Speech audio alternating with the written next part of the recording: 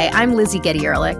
And I'm Lisa Hernandez. And we're your hosts for Scholar Strategy Network's No Jargon. Each month, we'll discuss an American policy problem with one of the nation's top researchers without using jargon. And this month, in light of current policies across America targeting transgender individuals, we're focusing on transgender rights, but also how those relate to everyone's rights. And I mean, we're definitely in the middle of a lot of trans policies or anti-trans policies really coming forward in all kinds of state legislatures. So this is an opportune time. Yes. No, considering how small this population is, it is a truly wide variety of pieces of legislation targeting healthcare, targeting sports, targeting mostly youth, but not exclusively by any means, and just people's ability to exist. So, the question is, what does that mean for everyone? True. I mean, everyone's gender expression, everyone's different forms of how to identify themselves, how they view themselves. I mean, it's affecting a lot, especially within the education system. Well, that too. You know what? You're saying a lot of things that are setting me up to believe that you're actually really going to get a lot out of this conversation that we just recorded. For this week's episode, I spoke to Professor Zein Murib, an assistant professor of political science at Fordham University. Professor Murib's research focuses on sexuality, gender, and race in U.S. politics. Their academic publications include work on transgender politics and LGBT politics, and their forthcoming book is titled Terms of Exclusion, Rightful Citizenship Claims and LGBT Political Identity Construction. Here's our conversation. Hi, Professor Murib. Thanks for coming on No Jargon. Hi, thanks for having me. So while some of your work focuses on LGBT politics more broadly, you also focus specifically on the trans community. And of course, we are seeing a very high volume of bills in a very high volume of states right now that are specifically targeting transgender people. Can you share a few examples of current policies that are affecting transgender rights? Yes. Well, so to just give a full rundown of the state of where this legislation stands, with respect to bans on healthcare for trans youth, there have been 6 that have been signed in Utah, South Dakota, Mississippi, Tennessee, Iowa, and Georgia. And there are 2 awaiting signatures, one in Kentucky and the other one in West Virginia. Additionally, there are 7 bills that are close to passage. Those are in Indiana, Oklahoma, Nebraska, South Carolina, Montana, Missouri, and Idaho. And I'm giving that exhaustive list to give just a broad overview and perspective on the scope of this legislation that basically makes it illegal for trans youth and their parents to authorize healthcare that would help them to align their bodies with their gender identity. An important thing to note about these surgical and medical interventions is that more often than not, there's actually very few cases where people under 18 are able to access these interventions, with the exception of hormone blockers. So in a lot of cases, this is doing something that is already in place thanks to medical norms. Right. And the legislation you listed, that's only about gender-affirming healthcare for minors. There's a ton of bills right now that are addressing a lot of different aspects of trans people's lives. Yes. The other strain of legislation that we're seeing now is legislation that bans trans people, specifically trans girls and women, from competing in athletics. Yeah, I actually just saw there was an international rule specifically that Caster Semenya, the runner, again, not a trans woman, actually, but bars her from competing without some sort of medical intervention. We're getting really into the weeds about people's bodies and their hormonal compositions, it seems. Yes, absolutely. And in fact, in Florida, for example, there was this pending school board decision that would have required non-trans girls to disclose their menstrual histories with the athletic association. And there was this big fight that took place, and they basically rolled back that rule out of interest for those non-trans girls' privacy. But in its place, they are now required to disclose the sex they were assigned at birth. And so we see all of these checks on sex that are being put into law, sometimes in these really explicit ways that get a lot of media attention, and then in other ways in these more hidden sort of policies that impact the lives of trans people. So here's the big question. I think for me, at least, this is something I really think about a lot. This is a really tiny population that is spurring a lot of legislation, like truly breathtaking volume in 2023. What do you have ideas that you want to share about why this very small population is the focus of so much legislative activity? Yeah, I think that you're exactly right. These are vicious, coordinated, and cruel attacks against transgender people, and especially transgender youth. And for years, anti trans campaigns like this have been rebutted by citing statistics that point to the vulnerability of trans people, who research shows exhibit disproportionate rates of struggles with mental health and are harassed more frequently and violently than their white LGBT counterparts. This means that they're systematically closed out of opportunities to thrive. And I think that part of the motivation for pushing this legislation forward is pragmatic electoral project of trying to get people out to vote who don't know enough about trans people, but think that they know a lot about gender and what biology is and how it ought to work, and kind of appeals to them to get them to come out to vote. I think that that's actually only a small part of the electoral strategy. I think the other part of it is that we're living in this moment of a real fight over what the norms that will be held in the United States are. And I think that a lot of this boils down to maintaining ideas about who is a proper citizen. And in that case, the family is the bedrock of that, right? Headed by one man and one woman who make children and buy property and go to work every day. That's what's at stake. I think that that's what they're trying to shore up, these opponents of trans rights. Yeah. So you said it boils down to ideas about who is a quote unquote proper citizen. And I'd love if you could talk about the public's perceptions or perhaps misperceptions of transgender people, because of course we know that the public as constituents, they're affecting these policy decisions. I've done a lot of research thinking about how it is that people talk about trans people and what it is that they understand about trans people and what they don't understand. And so I have this one paper, it's in a journal called Laws, and it's called Don't Read the Comments. And basically what I do is I look at the way that social media users, specifically YouTube audiences, understand transness, particularly with respect to trans athletes. And so I look at the comments, and what my research shows is that in general, people do not have a basic understanding of what it means to be transgender, or that they hold very superficial or stigmatizing understandings of transness. What I like to do is shift the conversation and ask people to expand the scope to consider that we are all constantly undergoing processes of gendering. We do this when we wake up in the morning and decide what to wear, when we select our hobbies or who we make relationships with. All of these are daily aspects of life that are also decisions about gender. Yeah, I've seen some really important kind of social media work lately saying, you know what else is gender affirming care? Like even shaving your legs, getting certain types of corrective surgeries, weight loss surgeries, anything that changes the shape of your body to make you feel more like yourself. And those are things that we offer to non-transgender people as a matter of course. And like you said, things that we do every day upon waking up.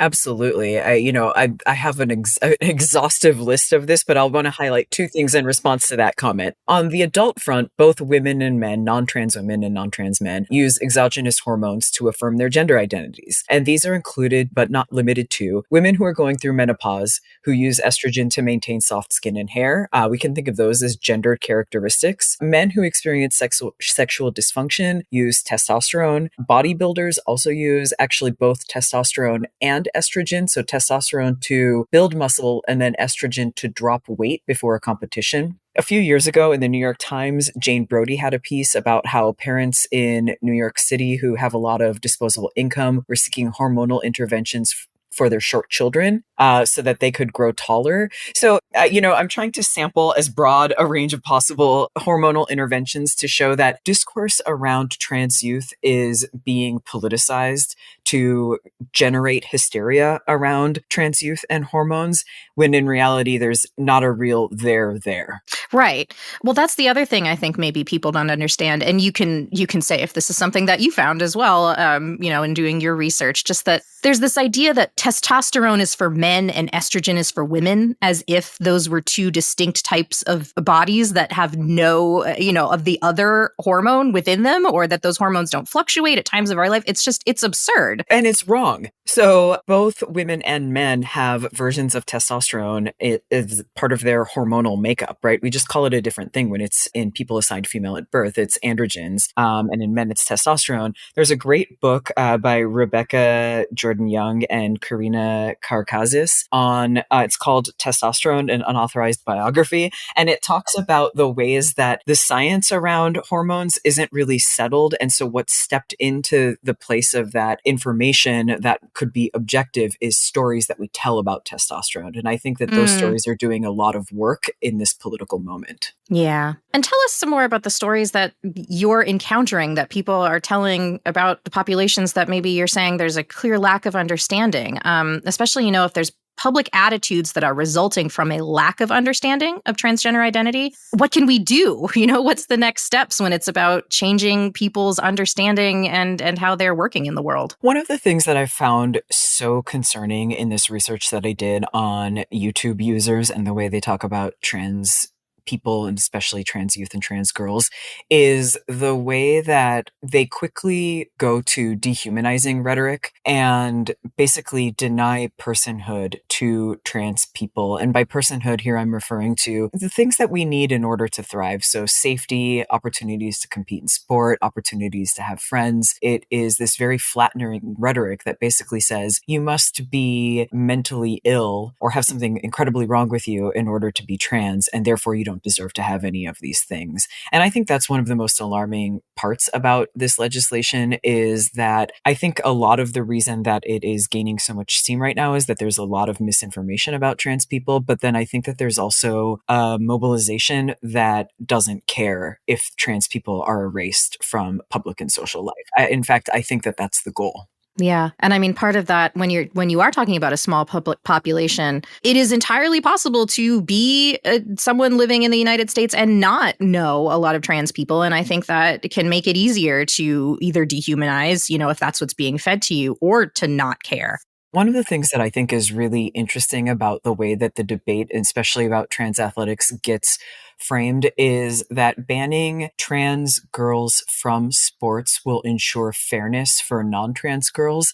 And one of the things that shows up in that discourse is a very specific understanding of the non-trans girls who will be protected. More often than not, the people who are seen as deserving protection are white girls and women. And I think that's a really important piece of this puzzle, because this wave of anti-trans legislation isn't operating in a vacuum. It also goes alongside a nationwide campaign promoting critical race theory bans, and I'm putting this all in air quotes. So in 2023, there are 16 states that are currently considering critical race bans. It's Washington, Montana, Wisconsin, Michigan, Ohio, Pennsylvania, Rhode Island, Missouri, Kentucky, West Virginia, Utah, South Carolina, Alabama, Georgia, and Texas. And I like to say all the states because I want people to understand the scope of this. And many of those states are also states where they're considering anti-trans legislation. And so Right. I think linking those things is really important in the way that we talk about them. Yeah. Well, tell me a little bit more about those linkages. Let's make that explicit for people who don't see that right away. What is the thing that makes a legislator, let's say a hypothetical legislator, more likely to be in support of a ban on gender-affirming healthcare and a ban on the teaching of race in public schools? Yes. Well, I think it goes back to what I was saying earlier about who is understood to deserve protection. In the case of athletics, it's white girls and women. And that extends even broader to who it is that we consider like a proper citizen. And in this country, there is the perception that who is considered a citizen is under threat. And we see this in the anti-migrant discourse that is so vehement. And we also see it with critical race theory bans that are more often than not introduced in state legislatures with this speech about how it makes white children feel bad about themselves to learn about the history of race in this country. And that's about protecting white youth in the same way that white youth are being mobilized to as vulnerable, right, to protect them from their trans competitors. So at the end of the day, this is all a project. If I were talking with students, I would say this is a project that's informed by white supremacist norms, by heteropatriarchal norms, things that people are looking to ensure in this moment and to politicize in this moment. as the parent of some small white children, it is so wild to me that there is this incredibly strong belief, really uniting big groups of people, that those children are not resilient and will be harmed by being introduced to anything that does not look like them. Constantly confused by that. And I think, and we haven't even talked about, there's so much legislation happening here that is all tied together, and the way you're framing it about, citizenship and who's sort of allowed in the public sphere and who fits has got me thinking about how it all works together. We have not spoken about drag bans. Of course, people who dress in drag, that says nothing about whether they are trans or cis or their gender or sexuality. So a separate thing, but similarly focused on like who you are allowed to be in public, and specifically, again, that focus on, oh no, the children, like don't let them see these variations of who can exist in public spaces. Yes, it's definitely alarming. And I'm thinking about library book challenges as well, in addition to the drag bans, where there has been a very coordinated mobilization to challenge the books that are included in school libraries. A colleague of mine, Richard Price, does work on this. And what he's found is that what is happening is that there are centralized organizations that are sending lists to activists on the ground to show up at school board meetings and talk about these books in really pejorative and oftentimes patently false ways. And so I don't know, on my social media feeds, one of the things that I've seen is that recently a principal in Florida banned teaching about the Statue of David, right? Because it was understood to be pornographic. And that, I mean, we can recognize that as an example of absurdity, but it's also happening with books that are being constructed as pornographic. So books for young adult audiences that are about sexual health are being banned because it says that they're pornographic. And it's just not true. And we can see the ways that these myths about what is proper and what is improper are being used to mobilize a particular political constituency. Yeah. Can you tell us a bit more about what do you think this all means for the future of the LGBT rights movement? It just has felt like for such a long time there was consistent forward progress, but largely on the marriage equality front. That felt like such a big win, and it felt like there were some things that were settling into place in just American public life that now feel less settled. What do you think this means for the future? Absolutely. So my forthcoming book, Terms of Exclusion, Rightful Citizenship Claims, and LGBT Political Identity Construction, looks at the ways that whenever you mobilize a marginalized group around rights claims, it requires elevating the citizens, the people, the members of that group who are closest to the normative citizen. And so we see with the marriage appeal that the people who benefit from that are gay white men and some lesbians. Those who are gender normative in all of these different ways benefit from same-sex marriage, and it leaves everyone else behind. So that's one concern with rights. The other concern with rights is the state can give you rights. And as we've seen with the Dobbs decision, for example, and some other decisions that are going to come down the line in the next few months, they can also take rights away.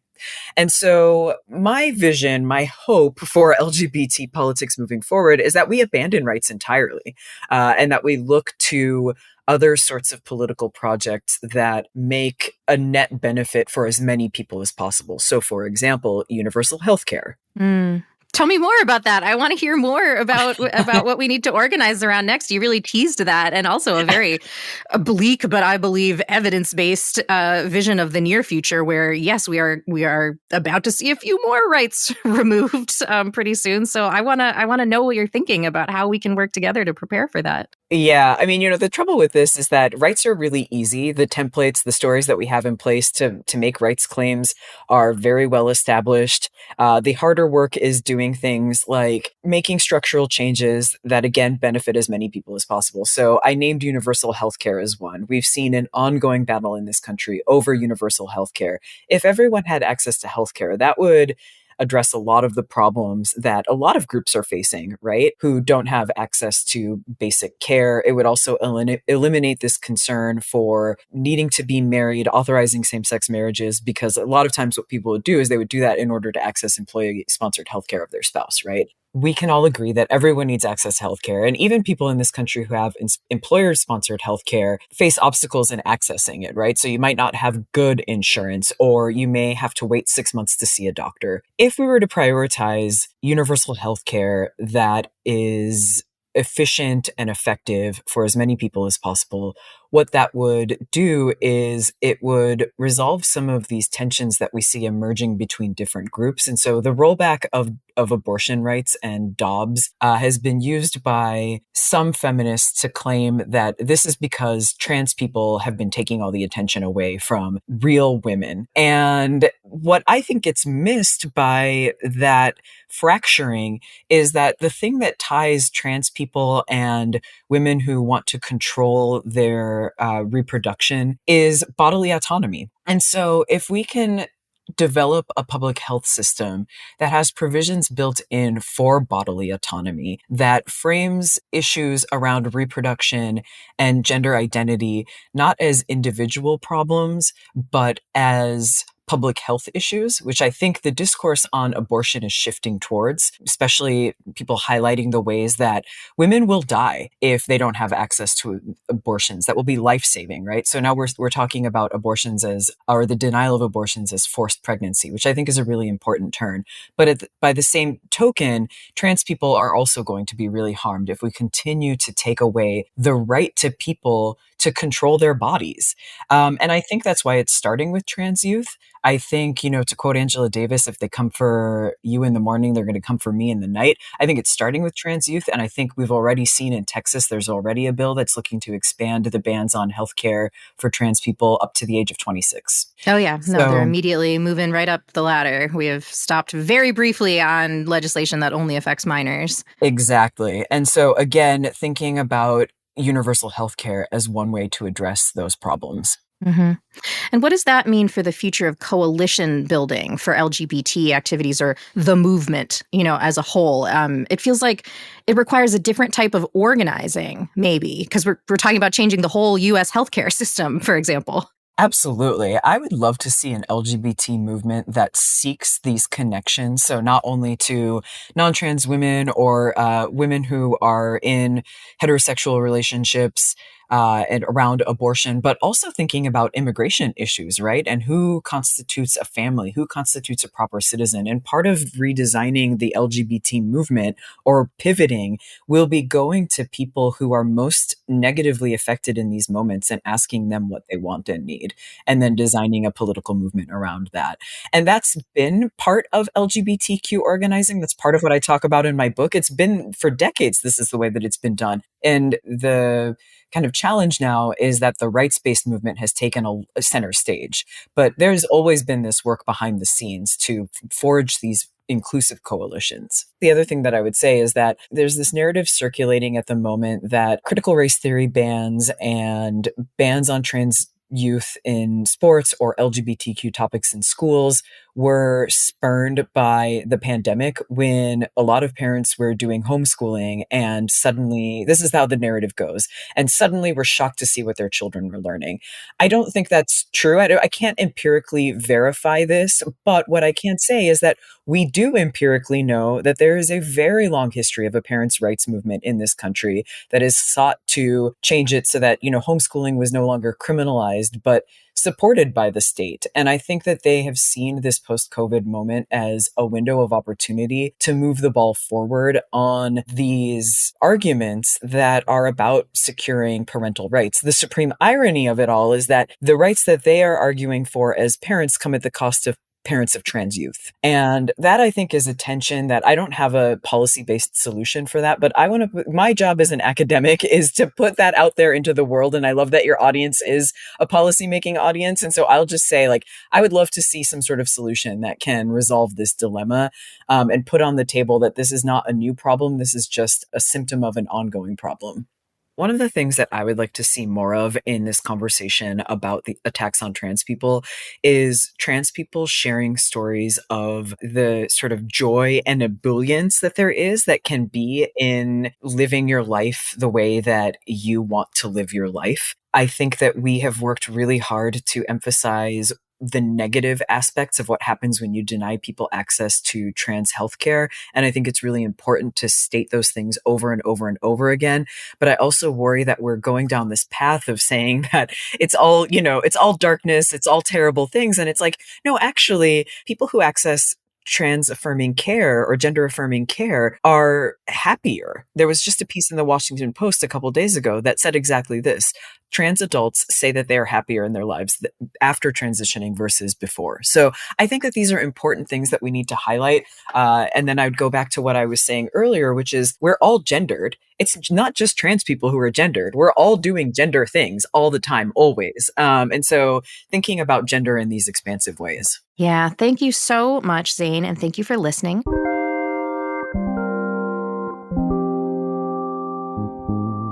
For more on Professor Murib's work, check out our show notes at scholars.org/nojargon. No Jargon is the podcast of the Scholar Strategy Network, a nationwide organization connecting journalists, policymakers, and civic leaders with America's top researchers to improve policy and strengthen democracy. The producer of our show today is Dominic Derma. Our audio engineer is Peter Linane. And if you liked the show, please subscribe and rate us on Apple Podcasts or wherever you get your shows. You can give us feedback on Twitter @NoJargonPodcast or at our email address, nojargon@scholars.org.